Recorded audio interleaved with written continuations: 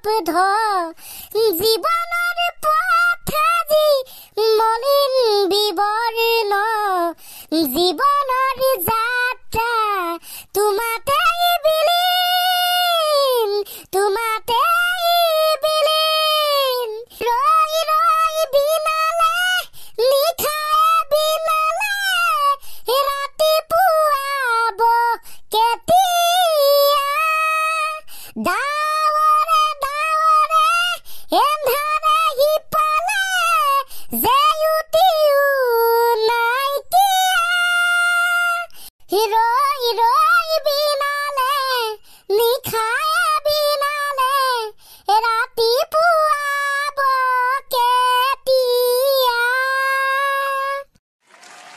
সঁচাই ৰৈ ৰৈ বিনালে অসমৰ এখন ৰেকৰ্ড ব্ৰেকিং হৃদয় বিদাৰক আৰু সকলোৰে মনত সকলোৰে দুচকুত চকু পানী নিগৰাই তোলা এখন চিনেমা ৰূপে পৰিগণিত হ'ল। হয় ছাৰ, আপুনি ঠিক কথা কৈছে। দৌৰি দৌৰি যাম, ৰৈ ৰৈ বিনালে চাম।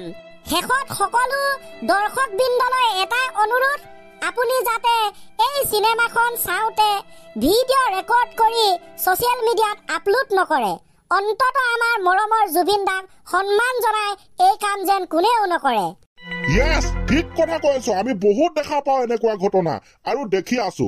বাৰু যি কি নহওক, চিনেমাখনৰ বিষয়ে দুই এষাৰ কৈ মেলি আমি ক্লাছটো আৰম্ভ কৰো। ওকে ছাৰ, হ'ব। এটি ছাৰ সৰুকে কবিতা লিখিছো ৰৈ ৰৈ বিনালেৰ ওপৰত। খুব ভাল হ'ব। তেন্তে আমি প্ৰথমতে শুনি লওঁ। হয় ছাৰ, কবিতাটিৰ নাম ৰৈ ৰৈ বিনালে। তুমিতো নহয় কোনো আন, তুমি হলা বুকু কপাই যোৱা এটি গান। পানীয়ে কথা কয়, সাগৰে চিঞৰে, চিনেমা হলত দুচকুৱে মাতে ৰৈ ৰৈ বিনালে। সপোনৰ ৰথ আজি শতপাক স্তব্ধ, জীৱনৰ পথ আজি মলিন বিবৰ্ণ, জীৱনৰ যাত্ৰা তোমাতেই বিলীন। সেই হৃদয় খণ্ড বিখণ্ড কৰি যোৱা গানে চিঞৰে ৰৈ ৰৈ বিনালে। সঁচাই সাগৰত স্তব্ধ জীৱন কাহিনী সৰল, মৃত্যুৱে যেন হাত বাউলি দি মাতিলে আৰু আমি কেৱল প্ৰত্যক্ষ কৰিলো ৰৈ ৰৈ বিনালে। সঁচাকে কি আচৰিত! চিনেমাখনৰ কাহিনীৰ লগত মিলি গ'ল তেখেতৰ মৃত্যু। হয়তো এতিয়া সমগ্ৰ অসম ভাৰততে ৰৈ ৰৈ বিনালে হৈ পৰিছে ব্যস্ত। কিন্তু আমি পাহৰি যাব নহ'ব, আমি মনত ৰাখিব লাগিব। আমি এতিয়াও পোৱা নাই ন্যায়, সেইবাবে কওঁ জাষ্টিছ ফৰ জুবিন গাৰ্গ। হয় ছাৰ, ঠিক কথা ক'লে আপুনি, জাষ্টিছ ফৰ জুবিন গাৰ্গ। বাৰু তেন্তে এতিয়া আহো আমি ক্লাছটোৰ মাজলে। অকণমান জমনি কৰিম, তাৰপিছত ছুটি হ'ব। দুটামান কথা শিকাব আছে মোৰ। আমাৰো দুটামান আপোনাক কাহিনী শুনাবলৈ আছে। হে, হয় না? তহঁতে যদি প্ৰথমতে কাহিনীকে শুনা দে। কাহিনী ক'ৰ পৰা আৰম্ভ কৰো একো ধৰিবই পৰা নাই মাত চকলাই। আৰে য'ৰ পৰা আৰম্ভ কৰ, তোৰ পৰা আৰম্ভ কৰ না। সেইটোৱেই ছাৰ, য'ৰ পৰা তোৰ পৰা য'ৰ পৰা সেইটোকে বিচাৰি পোৱা নাই। ঠিক আছে ছাৰ, আপোনাক এনেকা এটা কাহিনী শুনাম এতিয়া। ছাৰ, আজি ঘৰ ৰাতিপুৱা বাহনী মাৰিডাল লৈ মায়ে মোক ইচ্ছা দৌৰাইছে। মই ক'লো ছাৰ একেবাৰে 14 আপোন দেখিব আছিলোগে। নটকটীয়া অভদ্ৰ উৎপাত সেইবোৰ হলেতো দৌৰ খাবিয়ে না। এনে মানে কি জগৰ লগালি সেইটো বুজাই ক। তাকে ছাৰ, মই শুই উঠি আহিছো, মায়ে পাকঘৰত কিবা এটা বনাই আছে দে ছাৰ। তাৰপিছত মই ভাবিলো মায়ে যিহেতু ইমান কষ্টকে বনাই আছে, শাক চব্জি নে কি বনাইছে, মই নহ'ব অকণমান সহায় কৰো। সেই বুলি চালোগে গেছৰ কুকাৰত কিবা এটা ধুনীয়া স্পেচিয়েল বনাই আছে।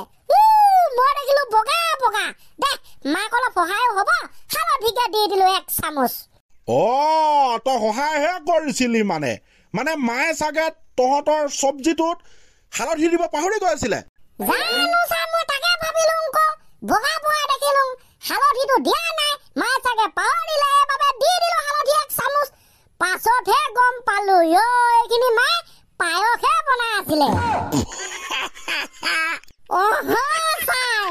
এতিয়া গোটেই পায়সখিনি হালধীয়া হৈ থাকিলে। কথাটো গম পোৱাত বাহনী মাইডাল লৈ চব দৌৰাইছে বাকীখিনি ইতিহাস খালি আৰু মেটেলা মেটেল হালধীয়া পায়স আমালৈ অলপ আনিব লাগিছিলে বাটিত ভৰাই বেগতে নে কি ছাৰ তো হালধীয়া পায়সৰ জুতি ললোহেঁতেন নে কি ৰাইজ মজা ছাৰ কি কম মই এটা কথাই কলো খাব হালধীয়া পায়স ঘেঁচা তেৰি যা খাই আহিবি ঘৰত আছে কোনো নেখালে সেনেকে থৈ দিছে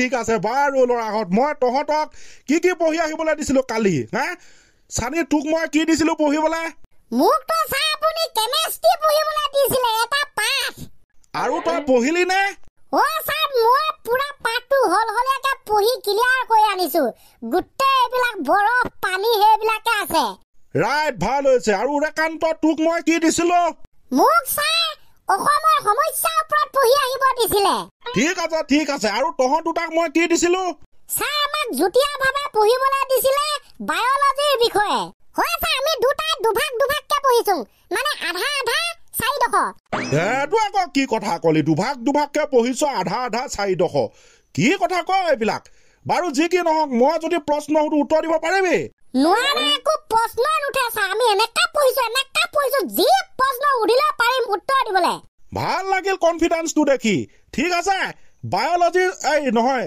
কেমেষ্ট্ৰিৰ ছাত্ৰ কোনে আছিলে ছাৰ মই অকে কচোন ক সাধাৰণতে পানী জমা হলে কি সৃষ্টি হয় ছাৰ সাধাৰণতে কেমেষ্ট্ৰিত পঢ়িবলৈ পোৱা মতে পানী জমা হলে ছাৰ বৰফ সৃষ্টি হয় বঢ়িয়া পঢ়ন দিলি তই কিন্তু বঢ়িয়া বুজিলি ঠিক পানী যদি জমা হয় নাইবা বহুত ঠাণ্ডা জেগাত থোৱা হয় যেনে ফ্ৰিজত নাইবা 0 ডিগ্ৰী তাতকৈ -°C যদি থোৱা হয় তেতিয়া বৰফ সৃষ্টি হয় পাৰিছ থেংক ইউ ছাৰ আপোনাৰ আশীৰ্বাদত বঢ়িয়া আৰু বায়'লজিৰ ছাত্ৰ কোন আছিলে মিহিকে আমি দুটা ছাৰ হয় ছাৰ বঢ়িয়া ভাগকে আধা 4ডোখৰকে যে তহঁতে পঢ়িছিলি কচোন ক তহঁতৰ মতে বায়'লজিৰ মতে পানী জমা হলে কি সৃষ্টি হয় আমি ছাৰ বায়'লজিত পঢ়িবলৈ পোৱা মতে এনেকৈ পানী জমা হৈ থাকিলে বীজাণুৰ সৃষ্টি হয় ছাৰ ময়ো পঢ়িছো ভাগকে 4ডোখৰকে সেইটোৱে হয় ছাৰ মজা তহঁতিও বৰ ধুনীয়া পঢ়ন দিলি ঠিক পানী যদি জমা হৈ থাকে লেতেৰা পেতেৰা জেগাত তাত মহ আহিব কণী পাৰিব অন্যান্য মানে পোক পতৰ সেইবিলাকে কণী পাৰিব তাৰপিছত বীজাণুৰ সৃষ্টি হ'ব শুদ্ধ উত্তৰ আৰু একেবাৰে শেষত অসমৰ সমস্যাৰ বিষয়ে পঢ়িবলৈ কাক দিছিলো বঢ়িয়া তেন্তে তই ক তোৰ মতে পানী জমা হলে কি সৃষ্টি হয় অসমৰ সমস্যাবিলাক পঢ়াৰ পাছত শুনাৰ পাছত মই এটা কথাই বুজিলো যে এইবিলাক পানী জমা হলে বৰফ নহয় পানী জমা হলে বীজাণু নহয় পানী জমা হলে অসমৰ ৰাস্তাত বোকা সৃষ্টি হয়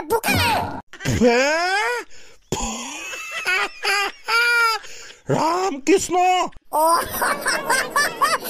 সমস্যাবোৰৰ পৰা চালে ঠিকটো ছাৰ এইটো আনচাৰ হয় পানী জমা হলে বোকা সৃষ্টি হয় ভাই মই নকৈছো আৰু তিনিটাও 3 ভাগে বৰ বঢ়িয়া পঢ়ন দিছ এনেকা হলে বৰ ধুনীয়া উন্নতি কৰিবি তহঁতে জীৱনত ভাল লাগিল ক্লাছটো কৰি ঠিক আছে তেন্তে আজিলে ইমানখিনি আছিল সময় হৈ গল ইমানে আজি পৰিসমাপ্তি ঘটিল